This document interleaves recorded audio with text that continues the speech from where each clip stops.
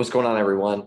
So I just want to go do this quick video with you guys. Sorry for see my forehead. Sorry, it's a little sunburn. So forgive me for that. So my intentions are good, but I might not look the appealing part. But anyways, so I want to share with you guys a little bit about the difference between assignments and double closings. So I'm going to do a brief video on that, just to kind of get you guys familiar with the different concepts and when to use each one. So I'm going to share my screen and walk through this document with you guys. All right. So hopefully you guys can see the screen now. So I put this little document together, and I will add a link below this video to allow you guys to kind of have this and kind of review. So assignments and versus double closing. So let's start from the beginning. Like, what is an assignment? So an assignment of contract means that you have a piece of paper that shows that you have the purchase and sale agreement already with the seller. For like easy math, let's say you got it under contract for 100, it's worth 200,000. You got it under contract for 50% off, $100,000. But you want to assign it to an end buyer. So what does that mean? So assignment means transparency. Sorry for my bad spelling right now. It meaning shows what you are making to the buyer. What it also means is that during assignments, what you'll also see or experience is no, you'll have to work, you'll get paid out the exact amount of money that you're getting, like your assignment fee is. Like there's no like closing costs or anything that's associated with it. It's one closing. One closing. Tips you can also do is ask for blind HUD or statement before closing. What that does, it allows the title company. So let's back up for a moment. Like a title company, they're just a yes man, or like an order taker. If they can do it, they'll do it. They are unbiased in this situation, especially if you go with one that's not preferred by like the buyer or seller. Like they'll be completely unbiased. They don't know you. They don't know anybody. They're just like, they're completely neutral. So you can ask for the title to send a blind HUD before closing, what that does, it eliminates the seller and potentially the buyer to be able to be like, okay, look, you know, I understand that you're getting said money, but you're being blinded that there's an assignment fee in there. Not all states do it, but you can always request to see if they'll actually do it for you. So it alleviates them from having to kind of nitpick at the closing table. It allows them to kind of get a forecast and be like, okay, this is what the breakdown is. I don't have any closing costs. I'm good, without you having to say, yes, I'm making $20,000 on this assignment.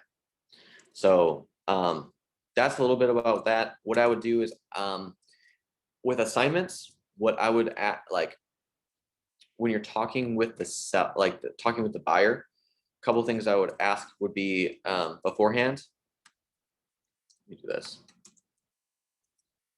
Ask the buyer if able to provide you good deals future, now and in the future. Does it matter what I make on these deals? So asking that question in advance, or you don't have to say it exactly like that, but like the formality is the same. Saying like, if I'm able to provide you good deals now and in the future, doesn't matter what I really make. So it sets them up for a preference saying, hey, I'm going to get deals from this guy in the future, or this lady in the future. And is it going to be worthwhile for me to nitpick on what they're making for more deals in the future? But at the same time, if they're going to be like, yes, but if you're making like, over $10,000, you might be like, okay, now I know kind of their limit on, what an assignment fee should be. Because they'll have like a holding limit, or if they say like, no, I don't care, as long as you're making money, you're providing me good deals, I don't care what you make. So in that one situation where it's like they don't care, that's when you use assignments. Or if it's in their comfortable range of like, okay, an assignment fee should be X amount of dollars. If, on the other hand, they're like, oh no, like you shouldn't be making, more than $3,000 on the transaction, that's when you have to do like a double close, or $5,000. Let's back up for a moment again. Most buyers, if they're real true buyers, they're not going to nitpick your details. It's just one of their things. It's just, you're making money, they're making money, everyone goes around, everyone's happy. So we'll go and get into that in a little bit. But knowing that question up front, if buyer does not care what you are making.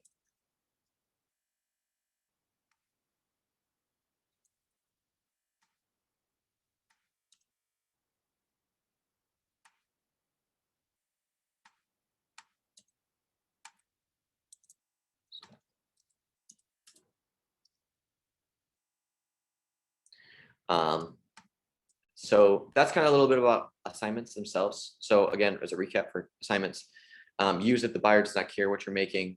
It's transparency. It shows what you're making to the buyer.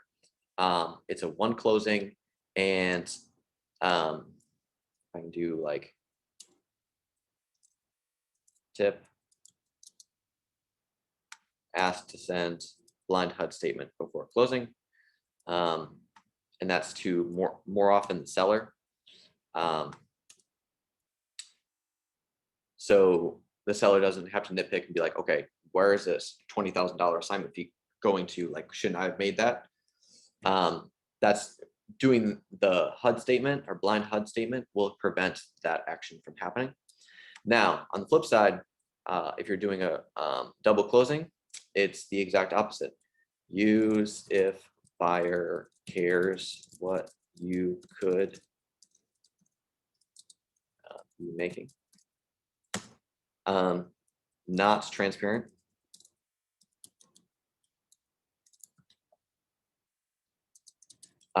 So again, let's recap what a double closing is. So, okay, you get a price, same thing, same story.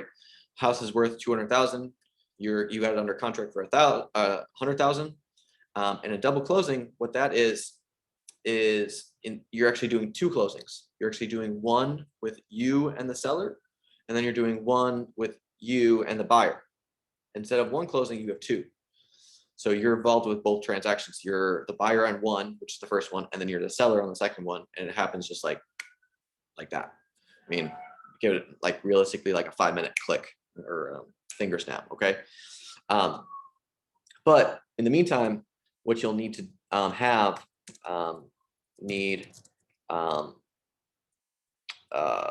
transactional funding. Use best.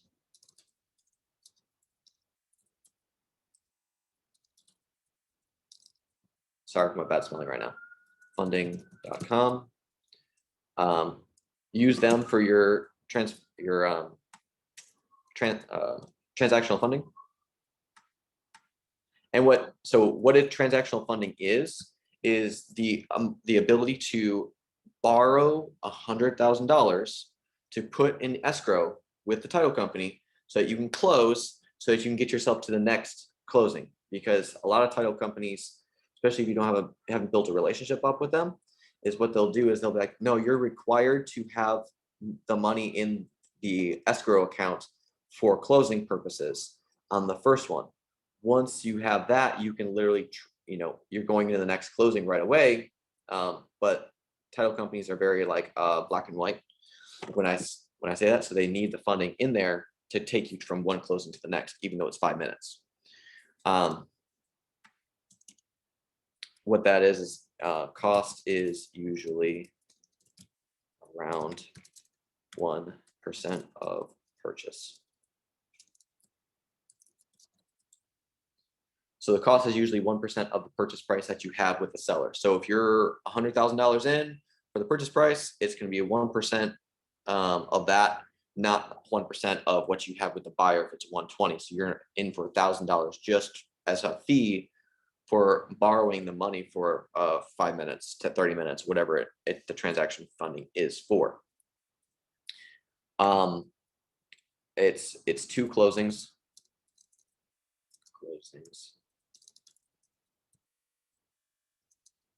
One with seller, and one with buyer. So the purpose of double closing, again, it's different from assignments where the buyer doesn't know what you're making, nor the seller knows what you're making, because you're actually doing 2 transactions, and it hides any money that you're making because it's transaction to transaction. There's no transparency between them two. You have one directly with the seller, you have one directly with the buyer, and they don't know the middle. That's the difference. But like I said, it does come with transactional funding, which costs about a 1%, give or take, on that. Plus, you have to consider closing costs. So whatever your state may be, closing costs are involved. Does not show what you are making.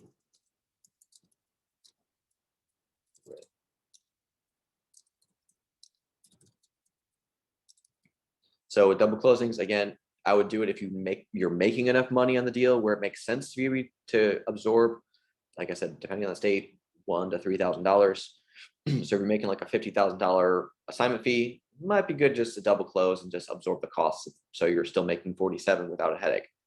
So sometimes it's just peace of mind at that point. So that's when you would do double closings. Or if your state, like we've been talking about recently, if your state like Illinois or Oklahoma coming soon, now Tennessee, you might have to do double closings. So you have to factor that in your offer so that you can actually cover your costs there. So if it's $1,000 to $3,000, whatever it may be, make sure you're above that so you're still making money and not having to lose money in the transaction. So if you're not at a deep enough discount or don't have enough skin in the game, you need to like renegotiate with the seller or the buyer to be able to have enough meat on the bone for you to make the money and cover your costs. So that's a little bit about assignments and double closings. Again, I recommend making comments below. If I have missed something, maybe I'll do another video. But in general, that is kind of the overview of assignments versus double closings. Again, as a recap, with double closings, it's 2 transactions, not 1. Use if the buyer does care what you're making. So if you're making a significant amount of money, and they're worried about, you're not making, you're making more money than me type thing, that's a good place to be like, hey, we're gonna do double closing on this thing. Again, you also need transactional funding, which is besttransactionalfunding.com. What I'll do is I'll put the link there. This. Got that there. Again, it's about a 1% of the purchase price on the seller side.